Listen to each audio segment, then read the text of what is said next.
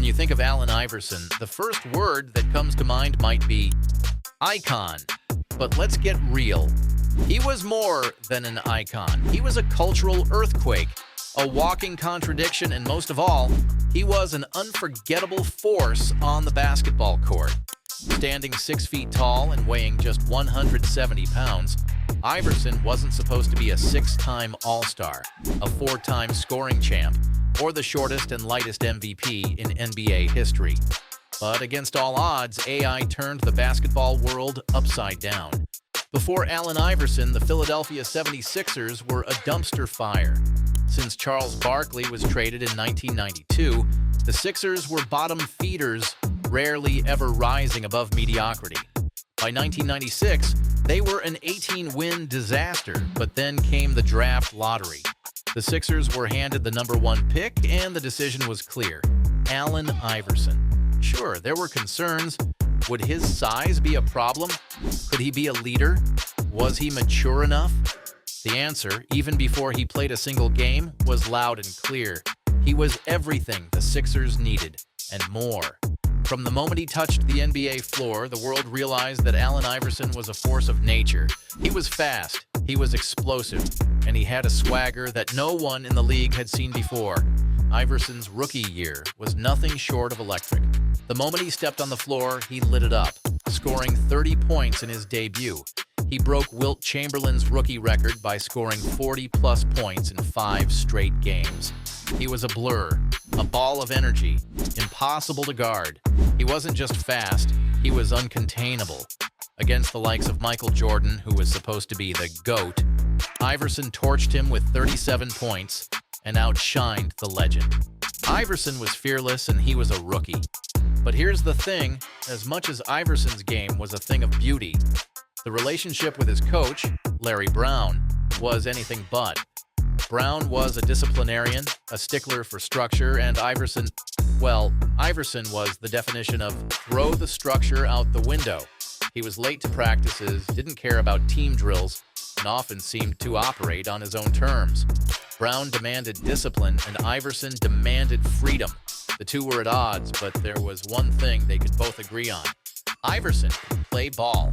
Despite his rebellious ways, his numbers didn't lie. AI was a force. That tension reached its peak in 2000, when Iverson missed practices and showed up late, causing public spats with Larry Brown. It got so bad that rumors swirled about a trade. The Sixers were actively shopping Iverson. It was a wake-up call for AI. He realized he couldn't act like a diva if he wanted to stay in Philly, and that moment changed him.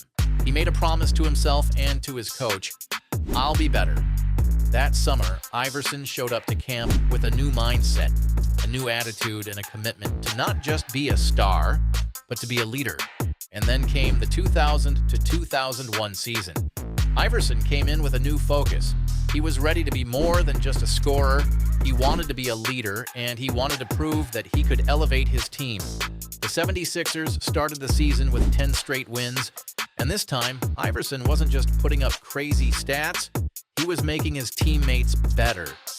The MVP buzz started to build, and by mid-season, AI wasn't just dominating on the court, he was carrying the city of Philadelphia on his back.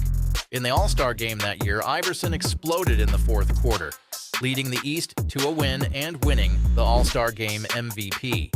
But the most telling moment came after the game when he was asked about his performance. "Where's my coach?" he said, referring to Larry Brown.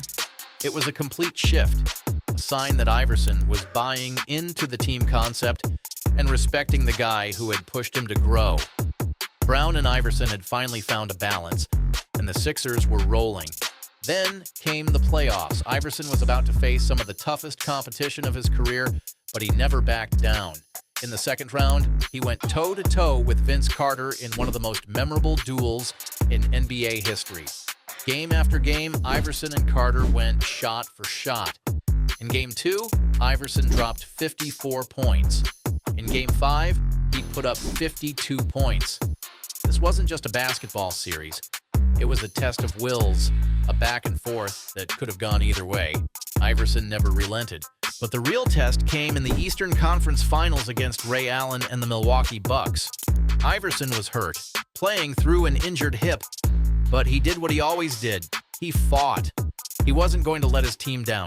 Even when his shot was off, he contributed in other ways: 9 rebounds, 8 assists in a Game 5 win. It wasn't pretty, but it was enough. And in Game 7, when the Sixers needed him most, Iverson put on one of the greatest individual performances in NBA playoff history, scoring 44 points and leading Philly to the finals. For the first time in 18 years, the 76ers were in the NBA Finals, and they were facing the unthinkable, the Lakers, with Shaq and Kobe in their prime, the team that hadn't lost a game in the playoffs. Everyone thought it was over before it even started. But then came Game 1. Iverson, in one of the most iconic performances in NBA history, dropped 48 points, leading the Sixers to an unexpected Game 1 win. His crossover on Tyronn Lue and the famous step-over became a symbol of his entire career: confidence, fearlessness, and the belief that he could take on anyone, no matter how big or dominant. That one game, that one shot, made Iverson a legend. It didn't matter that the Lakers went on to win the series. It was a moment that transcended basketball. AI had given the world a glimpse of his greatness, and no one would ever forget it. Iverson's 2001 season is still one of the most remarkable individual seasons in NBA history.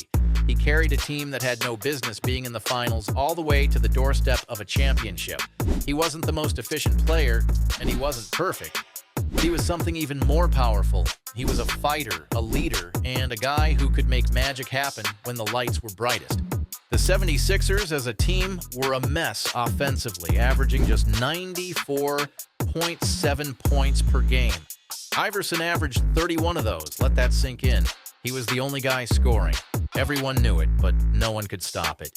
He played through injuries, 9 different ones to be exact, and kept his team in the hunt. And yes, he was often criticized for being a ball hog, but in reality, he was the only reason the Sixers were relevant. He had to be. The 2001 season was Allen Iverson's crowning achievement. But even though he never won a title, even though his career never fully lived up to the immense talent he showed, his legacy was cemented.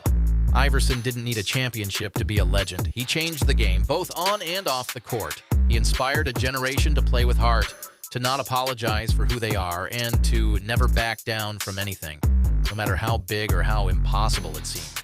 And so, Allen Iverson remains one of the most beloved and influential players in NBA history, not for his titles, not for his stats, but because he played with a fire that can't be matched. He was real when so many others weren't. He was the answer, even when no one asked the right questions. And if you made it to the end, you're the real MVP. If you enjoyed the video, don't forget to smash that like button, subscribe, and hit the bell so you never miss out. Check out more of our epic basketball content. Thanks for watching. Stay awesome, and I'll see you in the next one.